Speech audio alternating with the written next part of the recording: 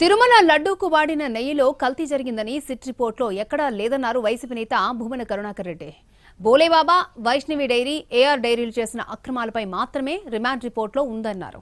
CM Chandrababu మాత్రం తిరుమల పవిత్రత దెబ్బతీరేలా అసత్య ప్రచారం చేశారని మండిపడ్డారు. కల్తీ నెయ్యిలో లేదని చంద్రబాబు, పవన్ బుద్ధిలో ఉందని కౌంటర్ ఇచ్చారు భూమన.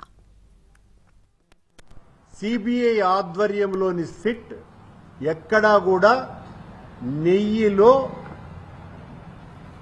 ఆవు కొవ్వు, పంది కొవ్వు కలిసినట్టుగా ఒక్కటంటే ఒక్క పదము కూడా లేదు. కానీ బోలేబాబా నుంచి వైష్ణవి డైరీకి, వైష్ణవి డైరీ నుంచి ఏఆర్ డైరీకి వీళ్ల వ్యాపార మతలబులో మోసాలు జరిగినాయి అన్నటువంటి విషయం మీదనే వాళ్లను అరెస్టు చేయటం జరిగింది.